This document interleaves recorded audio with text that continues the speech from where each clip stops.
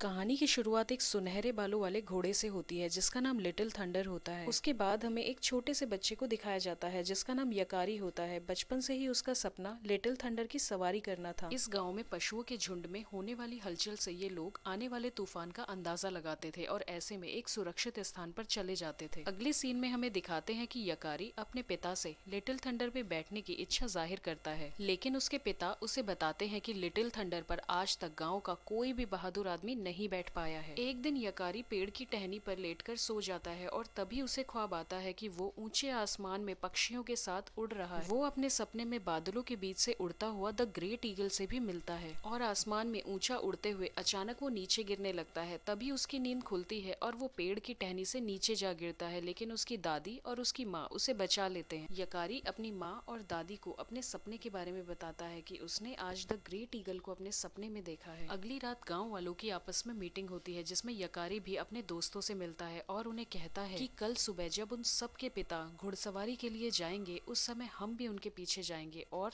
Little thunder पर बैठने की कोशिश करेंगे। अगली सुबह वो तीनों दोस्त निकल पड़ते हैं लिटिल थंडर की सवारी के लिए, लेकिन जब उन्हें लिटिल थंडर मिलता है तो यकारी अपने दोस्तों को वहीं रोककर अकेला ही उसके पीछे चल पड़ता है। लिटिल थंडर को ढूंढता हुआ यकारी गाँव से काफी आगे निकल जाता है और थोड़ी ही दूरी पर वो देखता है कि लिटिल थंडर का पैर एक पत्थर के बीच में फंस गया है। यकारी लिटिल थंडर के पैर को उस पत्थर के बीच में से निकाल देता है और उसके बाद लिटिल थंडर वहां से भाग जाता है। अचानक से यकारी के आसपास के पत्थर हवा में उड़ने लगते हैं और थोड़ी ही देर में यकारी भी आसमान में उड़ने लगता है और वो देखता है अपने सामने द ग्रेट ईगल को। द ग्रेट ईगल यकारी से कहता है कि तुमने लिटिल थंडर की हेल्प करके एक बहुत अच्छा काम किया है, इसलिए मैं इनाम में तुम्हें एक सुनहरा पंख देता हूँ। इसके साथ साथ द ग्रेट ईगल यकारी को एक और अद्भुत शक्ति देते हैं जिसका एहसास यकारी को थोड़ी देर बाद होता है। द ग्रेट ईगल के जाने के बाद यकारी एक पत्थर पर बैठा होता है, तभी उसका पालतू डॉग उसके पास आता है और उससे कहता है कि शुक्र है कि तुम ठीक हो। अपने डॉग के मुंह से ऐसी बात सुनकर यकारी चौंक जाता है और वो अब समझ जाता है कि द ग्रेट ईगल ने उसे एनिमल से बात करने की ये अद्भुत शक्ति प्रदान की है। अब यकारी और उसका डॉग रास्ते में बातें करते हुए आगे बढ़ते हैं। तभी यकारी की नजर लिटिल थंडर पे पड़ती है। उसे पकड़ने के लिए वो आगे की तरफ दौड़ता है, लेकिन गलती से समुद्र में गिर जाता है। यकारी को गिरता हुआ देखकर उसका डॉग तुरंत उसके माता पिता के पास जाता है ताकि यकारी को बचा सके। अब आगे हमें दिखाते हैं कि यकारी के माता पिता डॉग के साथ उसे ढूंढने के लिए समुद्र के उसी किनारे पर आ पहुंचते हैं। वहीं दूसरी तरफ हमें दिखाते हैं कि यकारी समुद्र में बहता हुआ एक जगह पर पहुंच जाता है जो उसके गांव से बहुत ही दूर होती है। उसकी जान बचाने वाले दोस्तों को अलविदा कहते हुए वो अपने गाँव की तरफ निकल पड़ता है, लेकिन तभी उसे रास्ते में लिटिल थंडर मिलता है जो उसे अपनी पीठ पर बिठा लेता है और उसके गाँव की तरफ ले चलता है। रास्ते में जाते हुए वो दोनों देखते हैं कि कुछ शिकारियों ने घोड़ों को बंदी बनाकर रखा हुआ है। ऐसे में यकारी लिटिल थंडर से कहता है कि हमें उन घोड़ों की जान बचानी चाहिए। ऐसे में तुम उन शिकारियों का ध्यान अपनी तरफ खींचो और मैं इन घोड़ों को खोल दूंगा जिससे ये आजाद हो जाएंगे। दोनों मिलकर ऐसा ही करते हैं और उन घोड़ों को शिकारियों से आजाद कर देते हैं। अब दोनों निकल पड़ते हैं दोबारा अपने गाँव की ओर, लेकिन अपने गाँव तक का सफर तय कर पाना बहुत ही मुश्किल था। रास्ते में बहुत ही टूटी चट्टाने, टूटे पहाड़,